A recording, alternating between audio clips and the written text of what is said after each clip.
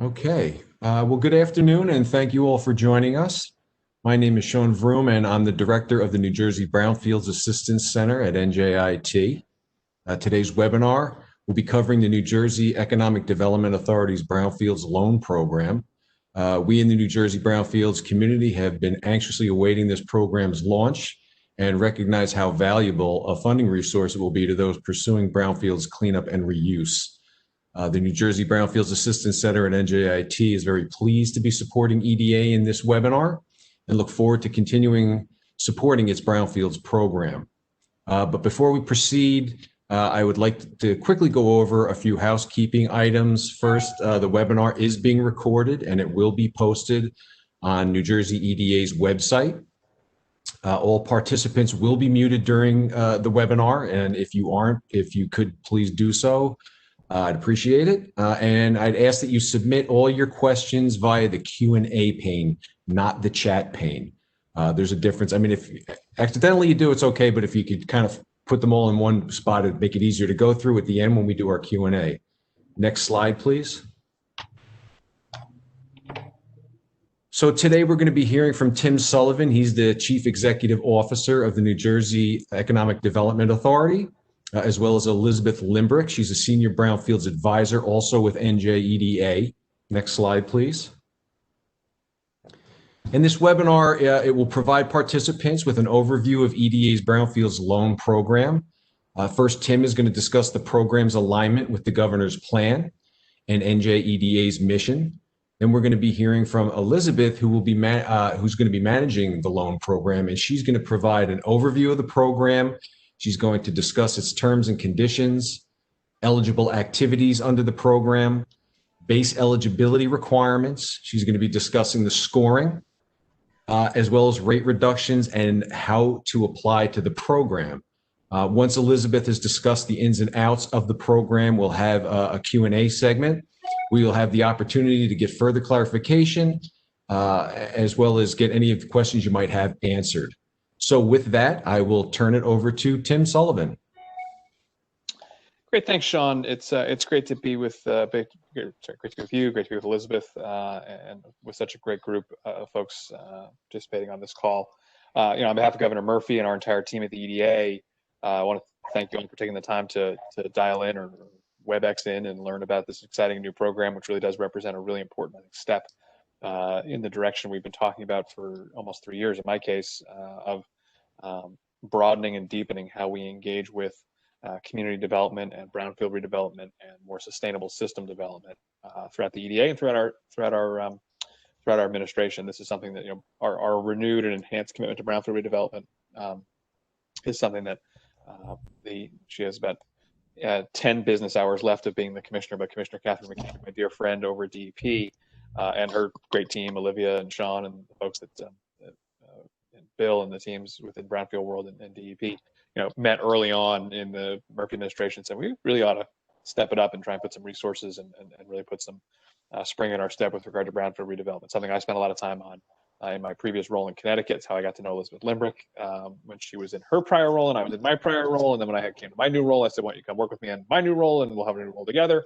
And been thrilled to have her be part of leading our team and leading the charge on brownfield redevelopment sustainable systems for us. So let me jump in and walk through some slides. And again, we want to really get to the meat of this program, of what we're here to talk about, which Elizabeth will walk us through, which is this really exciting Brownfields Loan Program. But just to situate this again with Governor Murphy's economic development plan, revitalizing brownfields is really a critical part of our strategy, not just within EDA, but within DEP, and I would put DCA and other places on that list as well. We really want to focus on supporting sustainable, particularly urban, but not just urban, economic development. Investing in brownfields makes sense for so many different reasons. It's a win everywhere you look. It's great for economic development. It's great for neighborhood, quality of life. It's good for public health. It's good for environmental health. It's just, there's so many reasons to support this. And so revitalizing brownfields also is one of the centerpieces of Governor Murphy's economic development strategies in so many different ways. Next slide, please. And so the tool we're here to talk about today, or the program we're here to talk about today, the loan program, really is one of a suite of tools developed largely by Elizabeth and her colleague, Elizabeth George Gennaro, who's on the call as well. and our team within EDA and our partners at DEP to really step up our game, step up our efforts around brownfield redevelopment. The Brownfield Assistance Center at NJIT is something we've been helpful, hopefully helpful. We've at least been financially helpful, if nothing else, in helping to step that up. We've worked really closely with Catherine and her great team on the Community Collaborative Initiative and expanding that and broadening that out from its early successes in Camden to go to more cities and work with more mayors.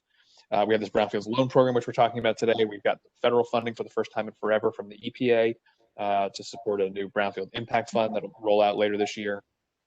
And last but not least, and from a dollars perspective, the biggest piece of the puzzle, which I'm really excited about, we have a new Brownfield tax credit incentive that was included as part of the bill the governor signed just last week in Hamilton, where there are a number of brownfields and a number of wonderful other features to Hamilton, but there's certainly Hamilton's a good example of places that have both smaller scale and larger scale sites that need some help to get redeveloped. The Brownfield program, or the tax credit that's in the bill, it doesn't exist yet. You can't apply for it. Don't get too excited. We have to stand up the regs, and Elizabeth and both Elizabeths on this call will be very busy over the next several months standing this program up. So this is just a bit of a commercial for one that's coming down the pike, but it's a $50 million annual program to support projects up to $4 million, 40% of the remediation costs. It's a one-time tax credit. This will function and feel more like an historic tax credit or more like an affordable housing tax credit, as opposed to some of the other EDA programs, which are like split out over 10 years. This is a one-time, you get a credit. You can either finance it or just cash it against your tax liability if you have one. It's going to be awarded via competitive application process. It's going to look, that competitive application process probably look a lot like the competitive process for this loan. So the same criteria, the same policy ambitions, the same kind of whole of government approach we're taking to this loan program, we'll take on the grant, on the tax credit program as well. Really importantly, like the loan program in this tax credit program, it supports a comprehensive environmental issues toolkit.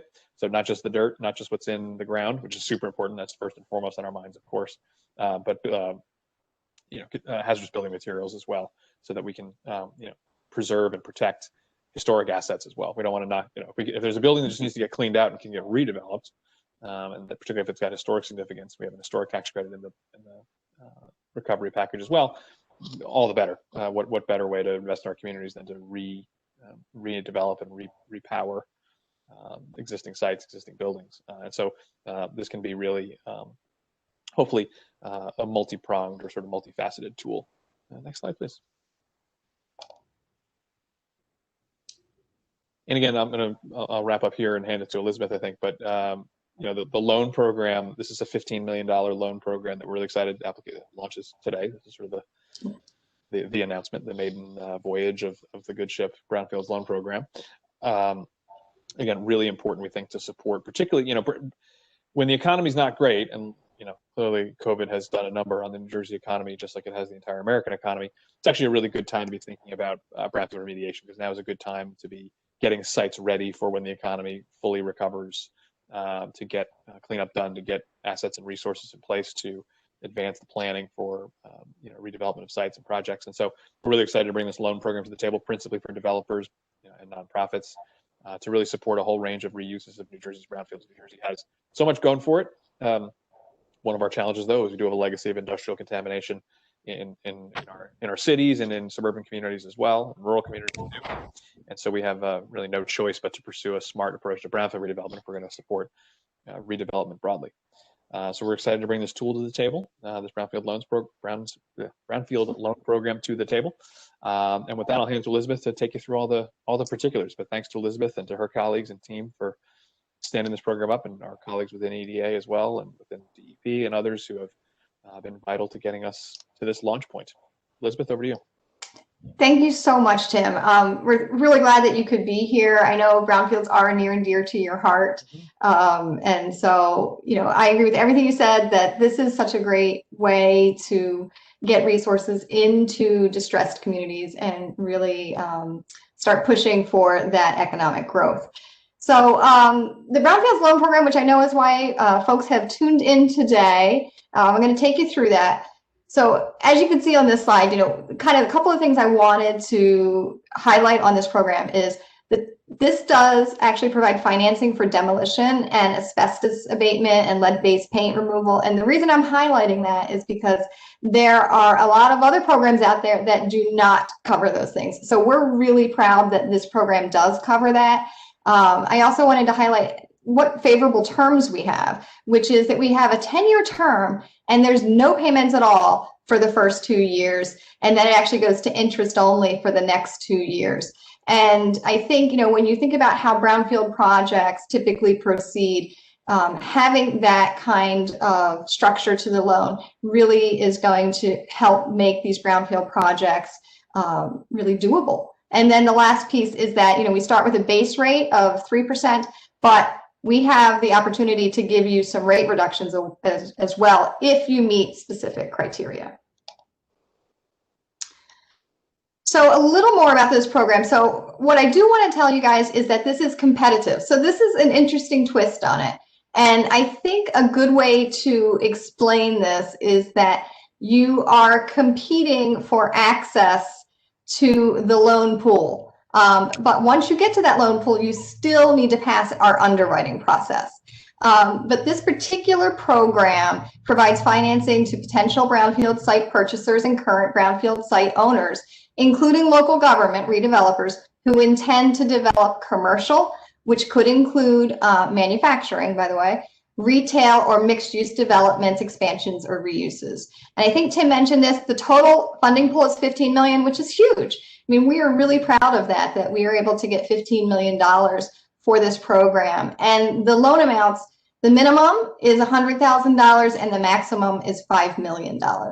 Again, we're accepting applications now. We just opened the application portal this morning. You can go to our website to find out more. And we are accepting applications through April 13th. I mentioned it's competitive. I did want to also just mention about how we're going to be doing disbursements. So you will get an initial disbursement upon commencement of the work, and then additional disbursements are going to be made as project components are completed, up to the 10% retainage that we're holding back at the end. Another important piece here is where you can get email questions to. This is our dedicated email address. It's brownfieldsloan@njeda.com. We are asking that all questions and answers go through this particular portal so we can keep track of everything. We will have an opportunity on today's webinar to also do questions and answers, but I just want you to know that's where you go. Up until March 25th, we will accept questions. So the terms, we mentioned this earlier, it's a 10-year term, no payments at all for the first 2 years. Can't stress how great that is. Then interest only for years 3 and 4, followed by full amortization for the remaining term. And there's no penalty for prepayment. What I do want to make sure that you're aware of, though, is that the full repayment of the loan is due at either the end of the loan term or when you close your construction financing. So that we do have, you do have to take us out when you get your construction financing. That's an important point. A little bit about the fees you can see listed here. We do have an application fee of $2,500 that is non-refundable. We have a commitment fee and a closing fee. Both of those are 0.875%. On to some of the conditions.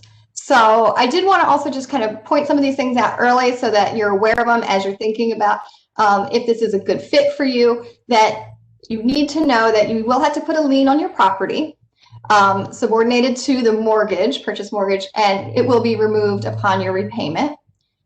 You'll also need to record a deed notice, and that deed restriction requires that for 10 years after the completion of the remediation, that the redevelopment is consistent with what you told us you were going to do when you put in your application. So what we're saying is the proposed end use and the factors that we considered at the time of application for your eligibility, for the scoring, and for your interest rate reductions is in fact what you're doing.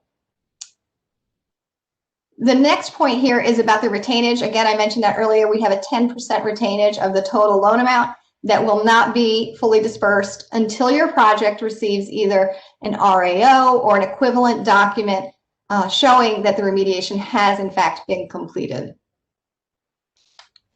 We're also expecting that all cost estimates will include a contingency of at least 15% of the total cost estimate for the established remedial activities. I really want to drive this next point home. This is really important and something you really need to think about as you consider applying for this program. Prevailing wage and affirmative action requirements will apply to this. And it not only to the remediation part of the project, but also to the redevelopment project. And this also carries through to your subcontractors. So borrowers will need to maintain and submit certified payrolls to us to document compliance. And then just kind of delving a little deeper into prevailing wage. Prevailing wage applies to construction, right? That's one of the things that it talks about. And if you're thinking that, well, what I'm doing isn't a construction project, you're probably wrong. Anytime you are drilling, anytime you are digging, that is considered construction. So if you're using a hand auger to do a boring, if you're using a shovel to dig, a post hole digger, a backhoe, in fact, the collection of soil samples, groundwater samples, are considered construction or alteration work as referenced in the public works definition. And it even extends to, if you think about vapor intrusion and collecting vapor samples from inside a building, if you're going to be using a drill or something like that, again, prevailing wage definitely kicks in. So you'll be wanting to think about that as you put together your cost estimates for this. And I also wanted to just note that the Prevailing Wage Act has a new piece to it, which is this apprenticeship program. All construction contracts awarded in New Jersey that require payment of prevailing wage must also provide proof of valid construction contractor registration certification and proof of participation of registered apprenticeship program if you're employing craft workers. And I also wanted to mention that if you are including any subcontractors, they would also need to be registered. And we have more information. Well, the Department of Labor actually has more information at that website shown on this slide.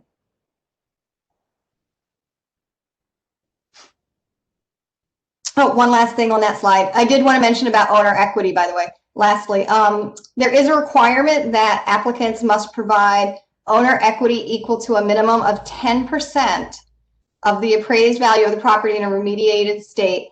And equity can be a lot of different things, right? It could be cash, it could be development fees, costs for remediation and redevelopment project feasibility that occurred within the 12 months prior to application, property values less any mortgages or liens, and the portion of the developer's fee that is delayed for a minimum of 5 years.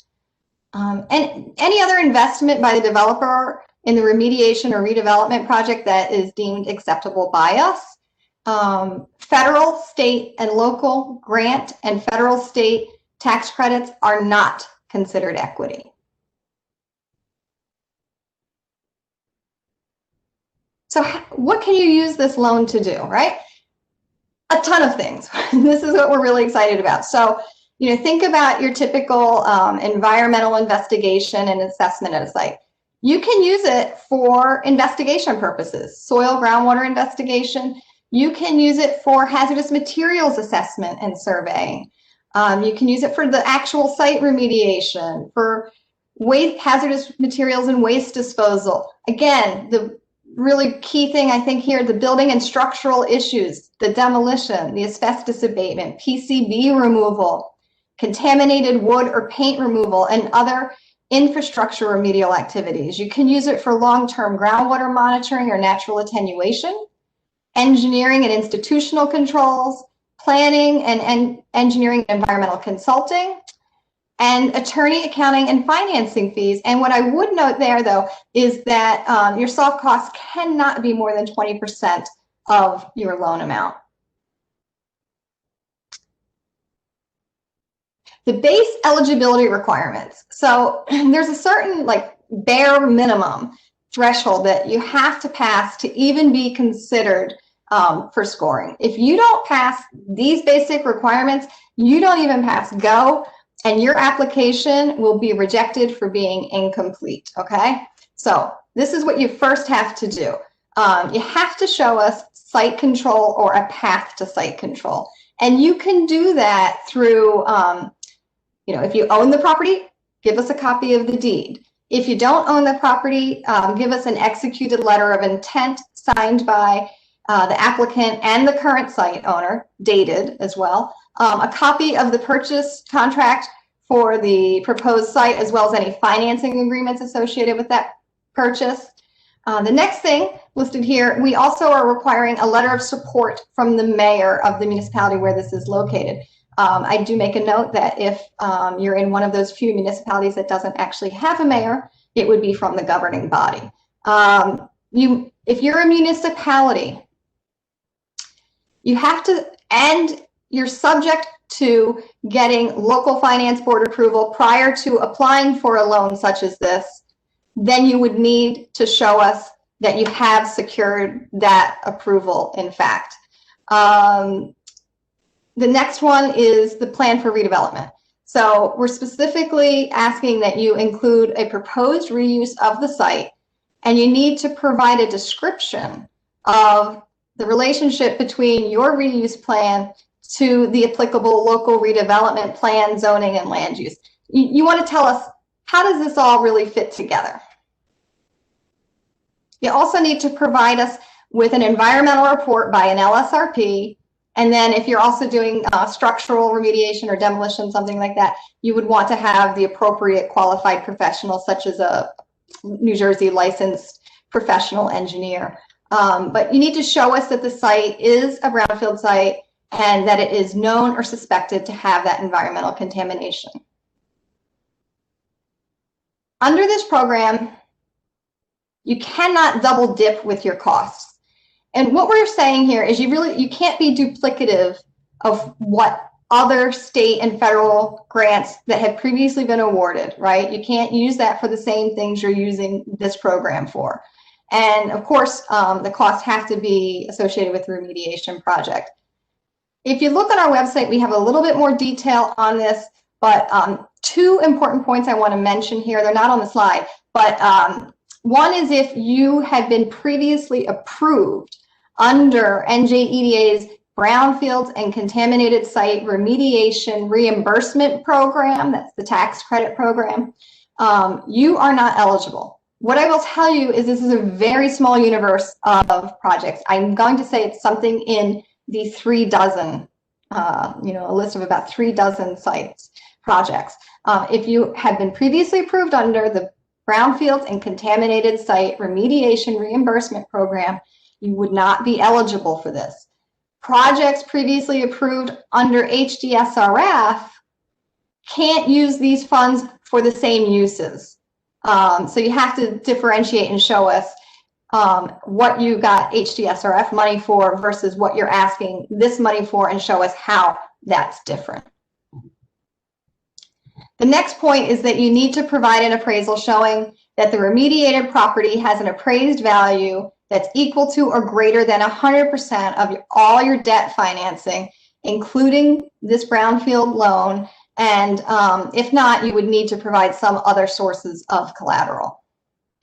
You, as I mentioned earlier, also need to provide equity equal to 10% of the appraised value of the property in the remediated state. And the applicant cannot have caused or contributed to the contamination. We're carefully not using the word responsible party because we are allowing for folks who have a responsibility under the New Jersey Spill Act just by virtue of being a site owner. Those folks can actually come in, and we'll talk about that later, what those specific things are. But essentially, if you've actually been responsible for, or you're an individual or entity who have common ownership or control with entities who are responsible for the existing contamination of the site, or you've indemnified a responsible party, or a party who has common ownership or control with a responsible party, you would not be eligible. You do need to, again, include a plan for reuse, and that future use of the brownfield site has to be commercial or mixed use. So again, commercial could include manufacturing and retail uses. Mixed use can include residential uses at the brownfield site, but it cannot be 100% residential. It would have to come in as a mixed use. As with our other programs, the redevelopment project has to be economically feasible, and it has to show a funding gap exists. So what do we mean? Economically feasible is defined as having enough cash flow to repay the debt financing, including the Brownfields loan.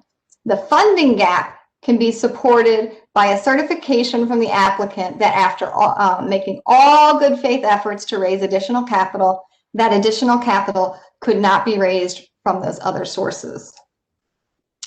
And then the last bullet point on this slide is, and we'll talk about the scoring a little bit, but we have a scoring matrix. There's 200 points available. You have to get at least 75 points to be considered eligible for this program.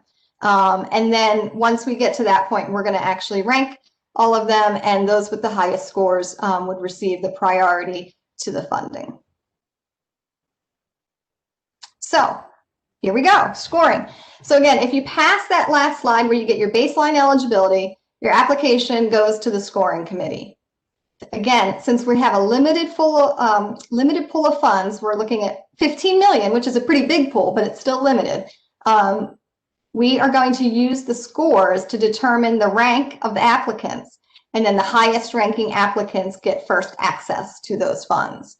I do want to be very clear here that just because you score well doesn't mean you will pass our underwriting analysis. You still need to pass an underwriting analysis to be approved for the loan.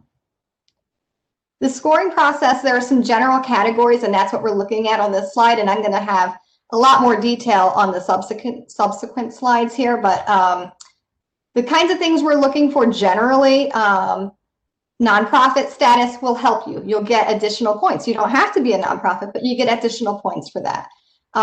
We look at the brownfield site location. Is it in an opportunity zone? Is it in one of those community collaborative initiative cities? Is it in the top 50 distressed MRI? We look at the proximity. There's an opportunity if you're close to public transportation. Very specific criteria we'll talk about later that you can get some points for. We look at the consistency between what you're proposing to do and how that fits in with the municipal county redevelopment plans. We want to see economic benefits. We're the economic development authority, right? So we want to see job creation, capital investment, projected tax revenues. We want to see projects that are related to the innovation economy. So, you know, for each of those things you can tick off, you can get more points. Of course, we need to see financing. We want to see that there's a need for financing, but also see that the project is viable. Public health and environmental benefits are also very important to us, as well as you showing us that you have engaged stakeholders. Again, there's 200 points available. Again, a minimum of 75 to proceed. Those that don't receive at least 75 will be declined. Now, I'm going to take you through each of these factors that we're looking at. First up, I mentioned about being a nonprofit. So basically, if you're a nonprofit and you can prove it to us, you get 5 points. The next one is economic distress. So again, I mentioned that being one of the 50 most distressed municipalities based on the DCA's 2017 Municipal Revitalization Index, or MRI. That's a pretty big one. You get 20 points for that.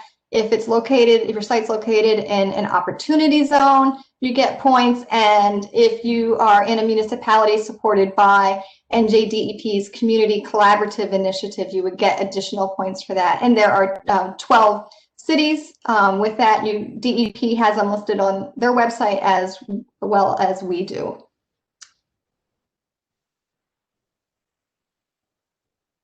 The next one I mentioned about the public transportation. This is a very specific criteria, and I apologize, but I have to kind of read this almost word for word here. So we're looking at brownfield sites that are in planning area 1 as designated by the state plan, so the metropolitan areas, and are within 1.5 mile radius with bicycle and pedestrian connectivity to the midpoint of a New Jersey Transit Corporation, Port Authority Transit Corporation, or Port Authority Trans-Hudson Corporation, rail, bus, or ferry station, and that does include all light rail stations, or a high-frequency bus stop that's been certified by the New Jersey Transit Corporation. And if you can do that, you can get 10 points for that, if your project happens to be located there. So the next one is consistency with local plans. I mentioned this earlier. This is important to us.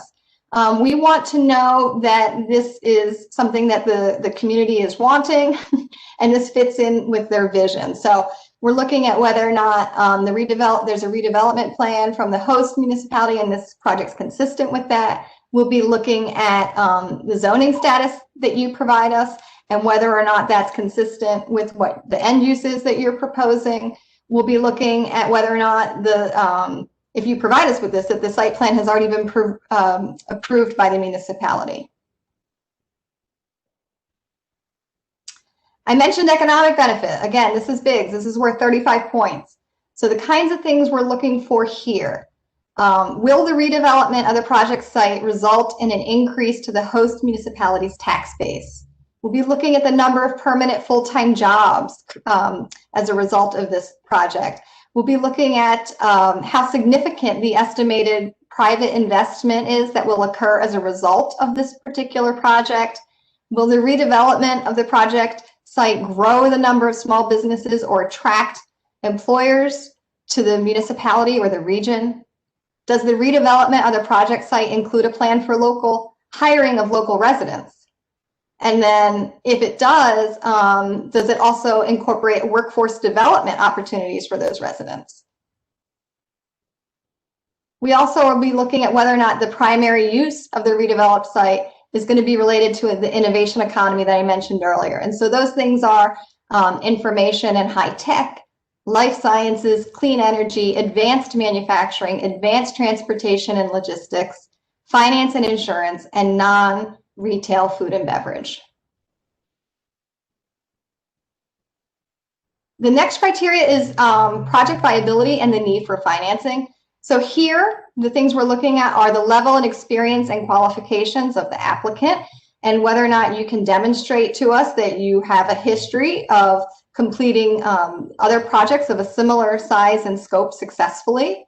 And then we'll also be looking at your strategic partners and whether they have that same demonstrated history of success.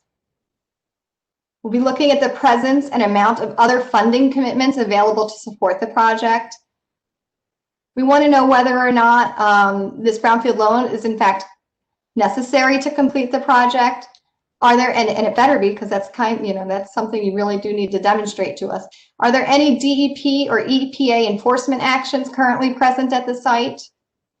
Have all local, state, and federal approvals that are necessary to advance the project, have those been received?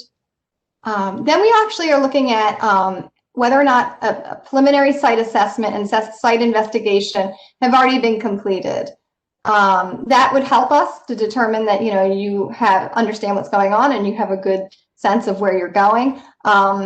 We added the next piece, or is a preliminary site assessment and site investigation not necessary? So there may be instances, I'm thinking particularly around something like a demolition project, where maybe those specific kinds of reports aren't necessary. So that's where that question is getting at. And then finally for this one, are the public utilities required for the redevelopment of the project site already available at the site? Criteria 7. So this is public health and environmental benefits. And you can see this is very important to us. There are 35 points available here. So the kinds of things we're looking for on this: the length of time that the brownfield site has been abandoned or underutilized as a result of the contamination that exists at the site. We're looking at whether or not there's a direct relationship between the environmental contamination and the prior use of the site. We're looking at whether the project is meeting an unmet neighborhood, municipal, or regional need. Does the site, redevelopment of the site feature things that will promote or enhance walkability or bikeability? Does the proposed project incorporate higher standards to address sea level rise, increased temperatures, changes in groundwater table, increased rainfall intensity, or other climate impacts that may affect the performance of the site in the future? So we're really focused on climate resiliency here. Has the project demonstrated sustainable practices that you will follow during the awarded phases of the project that would include incorporation of energy efficiency or green energy? And then, has the project demonstrated other public health and environmental benefits? And criteria 8, our last one, again, stakeholder engagement, important to us as well. Has the applicant identified stakeholders critical to the success of the project? And then have you identified roles for those stakeholders in helping you achieve your objectives? Does the stakeholder plan include active stakeholders that represent local environmental justice interests? That's very important to us. Has the applicant identified the communication channels that will be used to communicate with the stakeholders? We want to know if the project has been discussed at an open public meeting, or if the project is on the agenda of an open public meeting at the time of the application. And then we want to know whether or not you have provided ample opportunity for meaningful engagement with the community. And for example, we want to know, has this stakeholder process actually produced feedback, and has that feedback then been incorporated into the project? And when you add that all up, it's 200 points. So that's all of the scoring criteria. The next thing I'm going to take you through are the rate reductions. So we talked about you start at 3%, right? But you can reduce that by 20 basis points for each one of these criteria that you can hit on this, down to a floor of 2%. So the different things you could do, you can have a mixed-use residential project consisting of newly constructed residential units where the developer will reserve at least 20%, but not more than 50% of the residential units for low and moderate income households. If the project is in an urban food desert community and it provides a food delivery source, and by that we mean access to nutritious foods such as fruits and vegetables through grocery operators, including but not limited to a full-service supermarket or grocery store, or other healthy food retailers of at least 10,000 square feet, including but not limited to a prepared food establishment selling primarily nutritious, ready-to-serve meals. For the healthcare or health services center with a minimum of 10,000 square feet of space devoted to primary health care or health services and is located in a distressed municipality with an MRI of 50 or lower. If a project qualifies as a tourism destination project, now what we mean by that, there's a very specific definition. It's a non-gaming business facility that will be among the most visited privately owned or operated tourism or recreation sites in the state, and which has been determined by us to be in an area that's appropriate for development and in need of economic development incentive assistance, and that it will also be located within this established tourism district, which will have a significant impact on the economic viability of that district. The project, if it includes an electric vehicle charging station installation with at least 25% of the parking spaces located at the redevelopment project, you could get a rate reduction there. We're also looking at projects that would incorporate the ability to convert a parking area into commercial space if there's been a decrease in demand for parking. If the project includes an incubator or collaborative workspace, that's also available for a rate reduction. And then finally, if the project includes the revitalization of historic site or structures defined as an income-producing structure or site associated with the history of New Jersey that is on either the state or national register of historic places or is eligible for placement on those registers.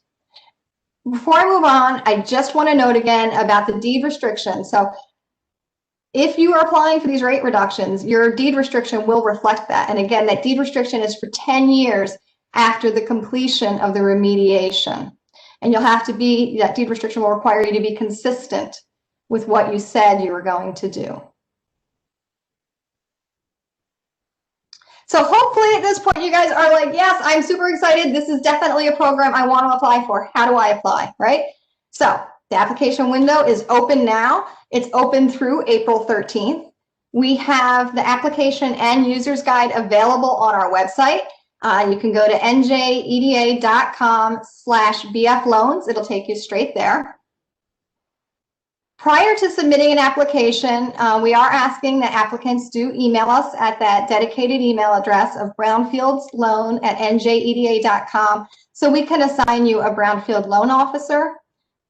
There is, again, a non-refundable application fee. And then I'm going to take you through the required attachments on the next slide. So if you remember before, we talked about some base eligibility. There are things that you need to provide to document your baseline eligibility for this program. If you don't provide these things, your application will be considered incomplete. So it's very important that you include all these items. So first up, we do have a Brownfield loan certification that needs to be signed by the authorized representative. We'll talk about that later. Tax clearance certificate printed in our name, NJEDA's name. Please note that's only valid for 6 months, and you can go to the website shown on the slide to obtain your tax clearance certificate. It's part of the state of New Jersey's premier business services portal. There's an environmental activity summary. We'll talk a little more about that later. There's a lot of information that goes into that. Again, we talked about proof of site control before, so either that copy of the deed, a letter of intent that's been executed by both the applicant and the current site owner and is dated, a copy of the purchase contract for the proposed site, as well as any financing agreements associated with that purchase. We talked about the support letter from the mayor or the governing body if there is no mayor. A property appraisal dated within 3 months of the application submittal showing the property value at the time of application, as well as the value of the property in the remediated state. We're asking for any term sheets or commitment letters from any lenders or other sources of funding to the project, including other federal, state, or local grants if applicable. Information from the lenders should reflect why the full project cost cannot be provided. That will then demonstrate that funding gap that we talked about earlier. We're asking for a timeline and construction schedules for both the remediation phase of the project and the proposed redevelopment phase. We want to see copies of contracts with your remediation professionals and contractors if you have them, supplemental information to validate your rate reductions. And again, if you are a municipality and local finance board approval is required by either the local finance board or the municipality prior to applying for this loan, then you would need to include documentation that you have in fact received that approval. And then lastly on this, we talked about affirmative action and prevailing wage. We have a notice that you're going to have to sign saying you've read it, you understand what it is. We talked about scoring. I took you through all the different factors that we'll be looking at. Here, these are the attachments that we are asking you to provide so that you can help us to give you the best score possible when we're looking at this. This information, again, it's not technically required. You don't have to provide it in order to get that baseline eligibility, but you do have to provide it in order for us to be able to award you points in the scoring. So these are just examples of the kinds of information you might provide to us to support your school score. This is not an all-inclusive list, but we wanted to have something so that you had some idea of what kinds of things we're looking for. So the first one, just is about, are you a nonprofit? And if so, just give us something that validates that, right? Note that I did not include criteria 2 and 3 on here because most of those are like location-based things, and we'll be verifying those things. So things like, are you an OZ? Are you an opportunity zone, or are you one of the 50 most distressed communities based on the MRI? We'll be verifying that on our side. Criteria 4 about the consistency between project and local redevelopment plans. You're going to want to provide links or copies of any applicable land use or redevelopment plans from the host municipality. For the economic benefits, if you've done a market study or feasibility study that validates the projected economic benefits for the proposed end use of the site, for example, job creation, capital investment, projected tax revenue, you'd want to include that. If you don't have a market or feasibility study, you'd want to provide some other documentation that could demonstrate the economic benefits of the redevelopment project, particularly related to job creation, capital investment, and projected tax revenue. Under criteria 6, and also I meant to say for economic benefits, we'd also want copies of any plans of your hiring of local residents and workforce development training for those residents. Criteria 6, that's a project viability and need for financing. So the kinds of things you might want to give us so that we could give you those full points. Copies of any and all local, state, and federal approvals necessary to advance the project. We want to get an overview of who you are with your background and your experiences. Provide us with some evidence of successful completion of projects in similar size and scope. Include the dates that you completed those projects, and something similar for your strategic partners as well. For criteria 7, public health and the environmental benefits, you know, if you're telling us that the project has energy efficient or green building standards, then, you know, provide a letter from the architect that demonstrates that. Give us some information about the prior use of the site and how that was related to site contamination. And then under the last criteria, stakeholder engagement, provide any copies of the stakeholder engagement plans that you referenced. If the project was discussed or is expected to be discussed in an open public meeting of the host municipality or county, provide us a copy of the meeting minutes. Or if it hasn't yet happened, provide us with the agenda with the date, time, and location of the meeting. This next slide here, where we talk about information for financial analysis, some of this is actually overlaps with the other stuff we've talked about, either the required stuff or the stuff that you would provide for documentation for the scoring. But this comes directly from our underwriting staff or underwriting team here at EDA. And these are the kinds of things that that team is going to want to look at when it moves to underwriting. So again, for applications that meet that minimum score and they've passed the baseline and there's funding available to satisfy the loan request in full, then it will advance to our underwriting department for a financial analysis. At that point, an underwriter will be assigned, and they will then they have the ability to reach out to you. But if you have already submitted all this information, we can move your application through the process much more quickly. So we are asking that you provide as much of this as possible when you submit your application. So if it's not there and it gets to underwriting, the underwriter may then reach out to you to ask you for some of these things.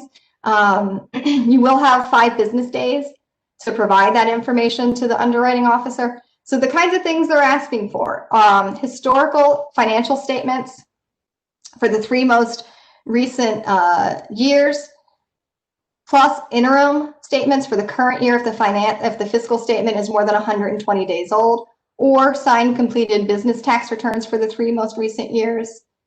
Any owner that has more than 10%, as a more than 10% owner, they'll want a copy of those most recent tax returns and personal financial statements that are not more than 90 days old from the date of application. Again, you know, this kind of gets back to some of the stuff we're already asking for, but it's very similar. A summary of the type of organization, including your history, description of the organization, your ownership structure, org chart, and identifying owners and percentages of ownership if you have multiple partners. Subscription agreements for all partners or members for investment funds contributing equity to the project. 3 years of projections, including the balance sheets, operating statements, reconciliation of the source and application of funds, and detailing of the assumptions used in preparing projections. listing of applicants' current projects in any stage of development and planning, identifying project type, size, location, funding sources, owner equity committed to project, anticipated funding closing date, and completion occupancy date. They also want to see the history of successfully completed projects. And again, that's that company overview we talked about, background and experiences of projects that are in similar size of scope, and include those completion dates as well. And then lastly, a schedule of portfolio assets. I mentioned before, I told you I'd talk a little bit more through this. This is the Brownfield certification, and this is where we talk a little bit more about that responsible party piece. This is also on our website. What we're saying here is you cannot have caused or contributed to the contamination at the site. So what you're certifying to is that you have not discharged any hazardous substance, hazardous waste, or pollutant at the site. You have not been in any way responsible pursuant to any law for any contaminant at or emanating from the site, or contamination that has emanated from the site, other than by acquiring ownership of the site, if applicable, after all of the discharges occurred at the site. So that's where we're allowing folks who have become a responsible party by virtue of only acquiring the site. That's how this is working. And then you also cannot have aggravated or contributed to the contamination. You can't be affiliated with a party that has related to any of those items in number 1 through 3 above. And you can't have indemnified any party or affiliate related to the activities described in 1 through 3 above. I talked about the environmental activity summary. I did mention that there's a lot of information here. You can see our website for more detail, but what we're asking you for here are things like copies of your environmental reports. You're going to want to attach those. At least one of those has to be prepared by an LSRP. And then if you're doing non-LSRP, non-site remediation work like demolition and asbestos abatement, we would also want reports that are prepared by either a PE and a HERA certified professional, New Jersey certified lead inspector, a certified industrial hygienist, or other appropriate licensed certified professional. We want some kind of environmental contamination history or a basis for why contamination is suspected at the site. Things you'd want to talk about, how and when the site became contaminated, whether a prior use of the site is related to the suspected contamination, and if the environmental concerns are unknown, or if the land has been vacant or abandoned or underutilized for many years. Tell us why you think that there's contamination there. We're going to want you to give us a brief narrative to describe the investigative and remedial work that's been performed at the site. Think of it as like an executive summary. We're going to want to have the site and project information.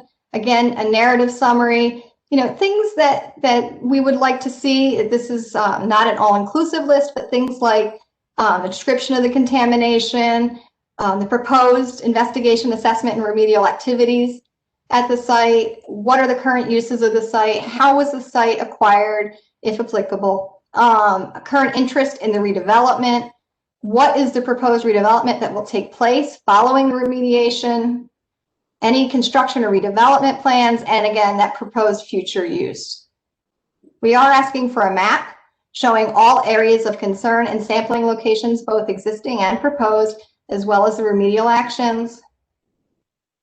We're asking for a detailed and itemized third-party cost estimate that includes all eligible costs associated with this loan, and it needs to be signed by an LSRP or other appropriate licensed professional. We want itemized costs. We want you to include that 15% contingency. We want you to show us a lot of detail in your calculations.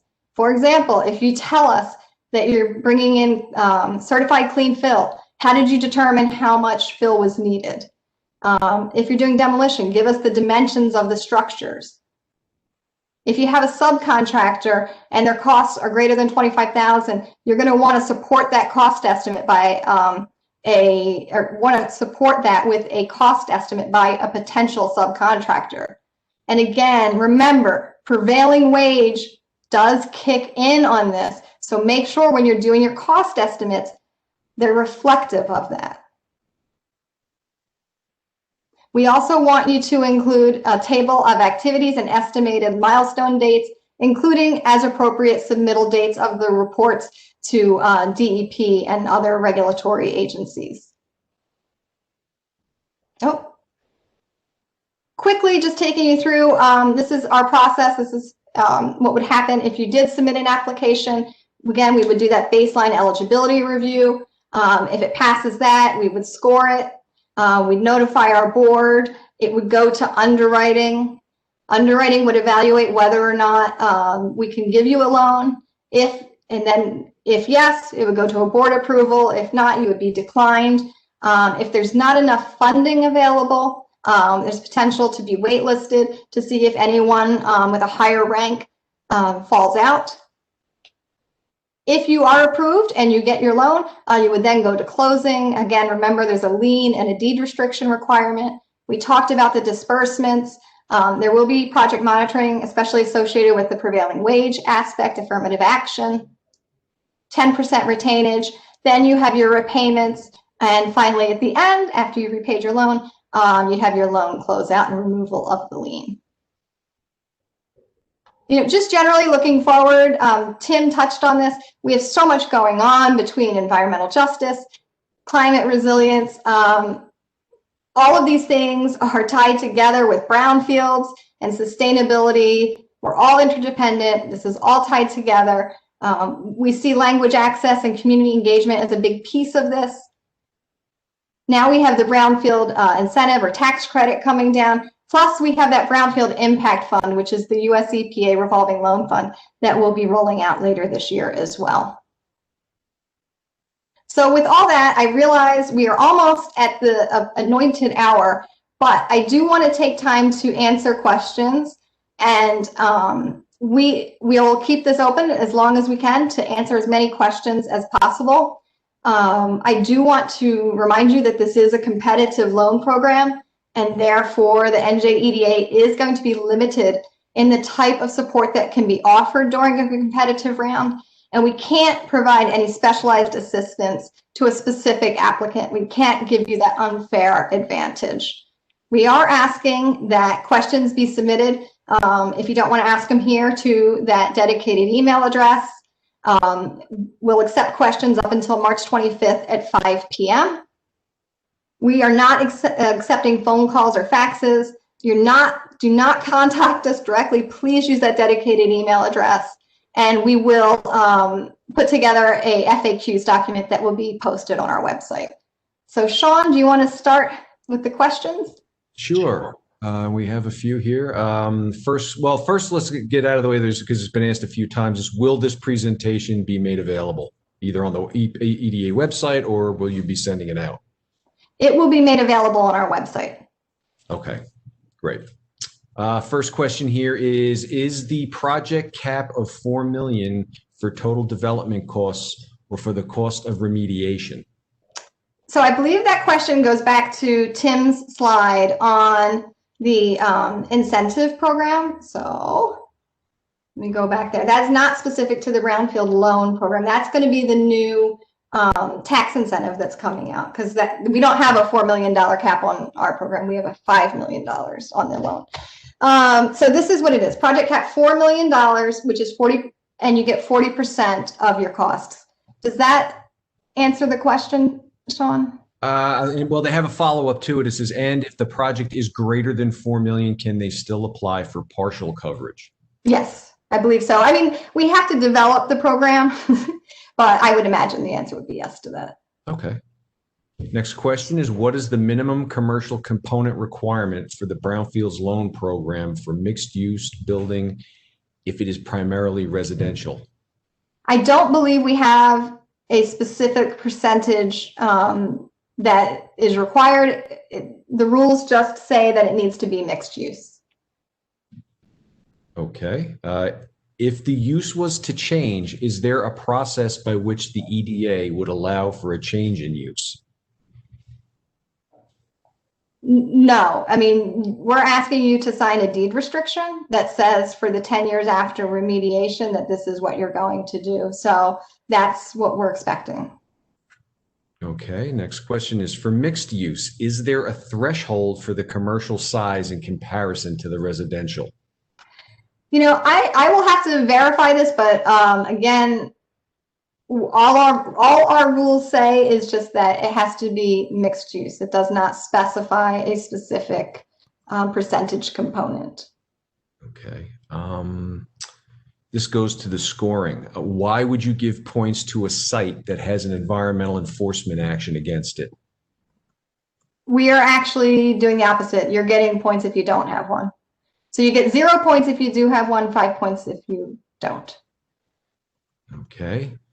Do you get extra points or deductions if you are in a UEZ? How would this work if there is a lien on the site for repayment of cleanup work by a state or federal agency? Okay, so the UEZ is not specifically something you get points for, but it probably ties together with like opportunity, it may tie together with an opportunity zone and likely would tie together with the MRI and possibly also be able to get some points depending on where they're located, possibly in the Community Collaborative Initiative, CCI cities. And then the second part of your question was about liens. Yes, it's how would this work if there is a lien on the site for repayment of cleanup work by a state or federal agency?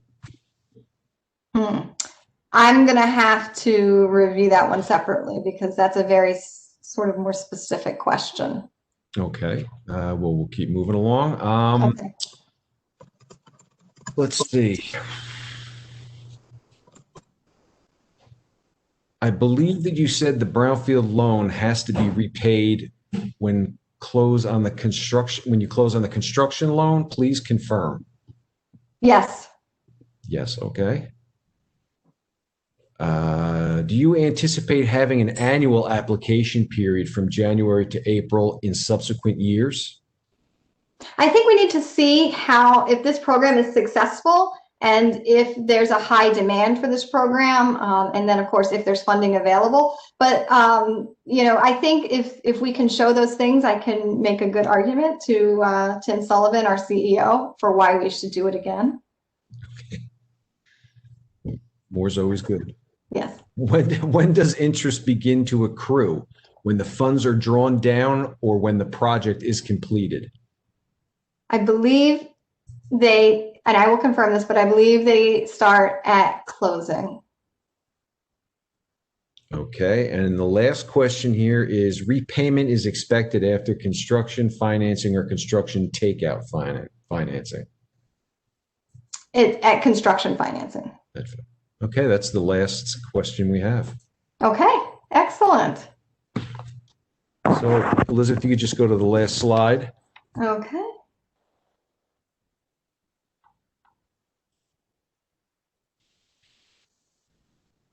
Oh, too far. Oh, I'm missing your slide, Sean. I apologize. Oh, okay. Okay, well, I'll go. So that basically concludes, wraps up the Q&A segment. But before we close today, I'd like to provide participants with the New Jersey Brownfields Assistance Center's contact information, which was supposed to be up on a slide. I'll input it into the chat feature. For those of you that aren't familiar with the center, it's the first of its kind and only center that solely focuses on and serves New Jersey and is a free resource to its county and local governments. The mission of our center, the Assistance Center, is to educate and engage communities around Brownfields issues, to provide free guidance and resources to county and municipal governments challenged with navigating the redevelopment process, and to develop tools, strategies, and resources, create partnerships, and provide subject matter experts to Brownfields challenged communities.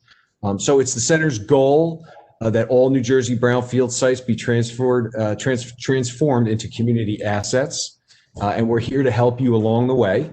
A key feature of the New Jersey Brownfields Assistance Center is our Brownfields Help Desk. You can reach us by either phone or email. So for instance, you have a quick question such as, when is EPA coming out with their next round of brownfield grants, or you want to know if we have an example of a successful EPA Brownfields grant application that you can use as a model. You can email us with those questions and we will respond as quickly as possible, which is usually very quickly.